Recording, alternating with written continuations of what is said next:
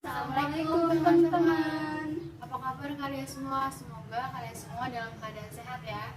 Bagi teman-teman yang sedang kurang sehat, semoga diberikan kesehatan oleh Allah Subhanahu wa taala.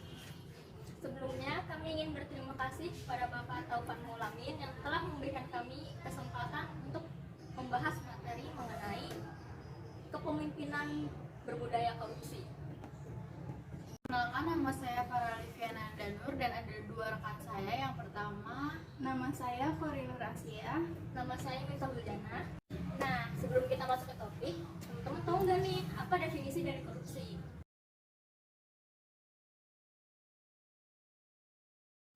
Definisi korupsi secara singkat merupakan perbuatan yang sangat tidak terpuji dan diklarifikasikan dalam bentuk kejahatan luar biasa yang dapat merugikan kehidupan masyarakat luas.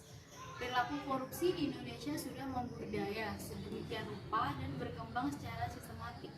Bagi banyak orang, korupsi bukan lagi merupakan suatu pelanggaran hukum, melainkan sekedar suatu kebiasaan. Hal tersebut menjadikan Indonesia merupakan salah satu negara dengan jumlah kasus korupsi yang tertinggi. Korupsi merupakan perbuatan tercela dan dapat merugikan banyak pihak, baik masyarakat maupun negara. Praktik korupsi sendiri yang terjadi di Indonesia tidak hanya melibatkan personal, tapi juga instansi politik dan hukum. Tindak pidana korupsi digolongkan ke dalam kejahatan luar biasa atau extraordinary crime. Tindak pidana korupsi termasuk ke dalam golongan tindak pidana khusus, sehingga memerlukan langkah yang khusus untuk memberantasnya. Perspektif hukum, definisi korupsi secara gamblang telah dijelaskan dalam 3 buah pasal dalam Undang-Undang Nomor 31 Tahun 1999 yang telah diubah dengan UU Nomor 20 Tahun 2001 tentang pemberantasan tindak pidana korupsi. Berdasarkan pasal-pasal tersebut, korupsi dirumuskan ke dalam 30 bentuk atau jenis tindak pidana korupsi. Pasal-pasal tersebut menerangkan secara terperinci mengenai perbuatan yang bisa dikenakan sanksi pidana karena korupsi. Ke-30 bentuk atau jenis tindak pidana korupsi tersebut pada dasarnya dapat dikelompokkan sebagai berikut. Yang pertama, kerugian keuangan negara. Yang kedua, suap menyuap. Yang ketiga, penggelapan dalam jabatan. Yang keempat, pemerasan. Kelima, perbuatan curang. Keenam, pembenturan kepentingan dalam penggadaan. Yang ketujuh, gratifikasi.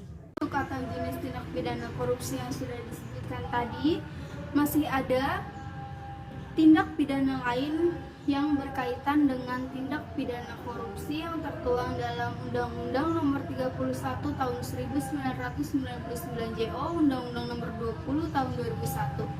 Jenis tindak pidana yang berkaitan dengan tindak pidana korupsi itu adalah: 1. Merintangi proses pemeriksaan perkara korupsi. 2. Tidak memberi keterangan atau memberi keterangan yang palsu. 3. Bank yang tidak memberikan keterangan rekening tersangka. 4. Saksi atau ahli yang tidak memberi kebenaran atau memberi keterangan palsu. 5. Orang yang memegang rahasia jabatan tidak memberikan keterangan atau membuatkan keterangan palsu. 6. Saksi yang membuka identitas pelapor. Saat ini di Indonesia ada banyak pejabat yang terlibat kasus korupsi. Salah satunya adalah Edi Prabowo yang pada saat itu menjabat sebagai Menteri Kelautan dan Perikanan. Edi Prabowo dinyatakan sebagai tersangka kasus korupsi ekspor benih lobster dengan menerima suap sebesar 77.000 US dollar atau sekitar 1,12 miliar rupiah. Selanjutnya ada Menteri Pemuda dan Olahraga Imam Nahrawi yang juga ditangkap KPK karena dugaan kasus suap terkait penyaluran biaya dengan skema bantuan pemerintah melalui Kemenpora pada KONI tahun anggaran 2018. Korupsi yang beberapa bulan belakangan sedang hangat dibicarakan adalah tentang kasus korupsi bansos COVID-19 yang dilakukan oleh mantan Menteri Sosial Juliari Batubara. Jaksa mengungkapkan dakwaan bahwa Juliari ikut menikmati uang suap hingga 32 miliar. Modus korupsi Juliari dan pejabat lainnya dengan memotong uang paket bahan rakyat sebesar 10.000, Juliari memerintahkan Adi dan Joko mengumpulkan uang fee 10.000 per paket dari penyedia bansos. Uang itu digunakan untuk kepentingan Juliari. Jaksa juga menyebut bahwa Juliari menerima uang melalui perantara pelaksana tugas Direktur Perlindungan Sosial Korban Bencana Sosial (PSKBS), Kementerian Sosial sekaligus kuasa pengguna anggaran KPA, Adi Wahyono, dan pejabat pembuat komitmen PPK proyek pengadaan bansos COVID-19. Tahun 2020, Ketua KPK Firly Bahuri menyatakan tuntutan pidana mati terhadap pelaku korupsi di tengah bencana COVID-19. Namun pada realitanya, Menteri Sosial hanya dipidana 12 tahun penjara dan denda 500 juta dengan alasan terdakwa sudah menderita karena dicerca, dimaki, dihina, dan dibully oleh masyarakat. Hukuman yang dijatuhkan pun tidak setimpal dengan perbuatan korupsi bansos tersebut. 12 tahun penjara dan denda 500 juta adalah hukuman yang kurang dan tidak sebanding dengan hak rakyat yang dirampas dan seharusnya mendapatkan bansos. Selama perjuangan rakyat yang sulit dalam menghadapi COVID-19 untuk bertahan hidup, para menteri sudah disumpah untuk bisa membantu rakyat, malah melanggar sumpahnya dan melakukan perbuatan jahat untuk dinikmati sendiri. Yang dilakukan oleh ex-menteri sosial adalah sesuatu yang sangat jahat, tercela, dan tidak berperikemanusiaan yang tidak pantas dilakukan sebagai seorang pemimpin.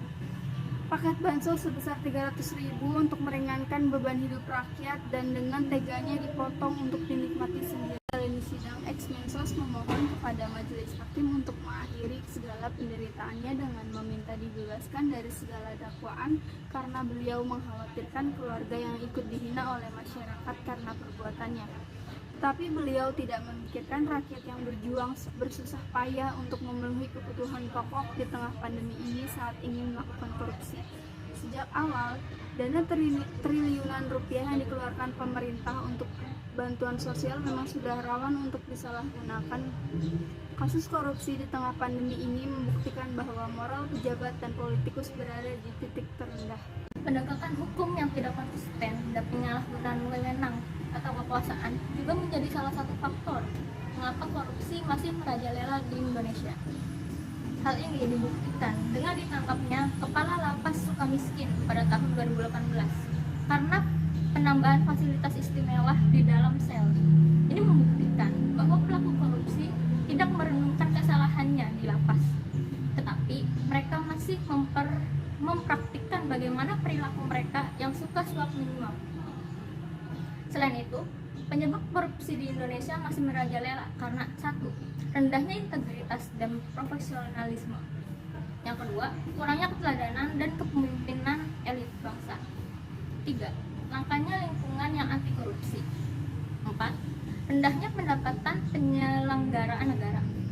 Lima, budaya memberi upeti, imbalan jasa dan hadiah. Yang keenam, konsekuensi bila ditangkap lebih rendah daripada keuntungan korupsi. Yang ketujuh, gagalnya pendidikan agama dan etika. Pemimpin yang baik tentunya tidak memiliki sifat tersebut, terlebih mereka sudah disumpah saat diangkat menjadi pejabat. Berdasarkan Indeks Persepsi Indonesia pada tahun 2020, Indonesia berada di skor 37 dan berada di peringkat 102 dari 180 negara yang disurvei. Skor ini turun 3 poin dari 2019 yang berada pada skor 40 dengan ranking 85, di mana pada tahun 2019 adalah pencapaian tertinggi dalam perolehan skor CPI Indonesia sepanjang 25 tahun terakhir. Jika korupsi tidak dituntaskan, maka ranking Indonesia akan semakin menurun. Dan informasi yang dapat kami sampaikan, semoga bermanfaat bagi teman-teman semua. Mohon maaf jika dalam menyampaikan informasi tersebut kita ada kesalahan kata. Jangan lupa like, comment, and subscribe. Terima kasih. Wassalamualaikum warahmatullahi wabarakatuh.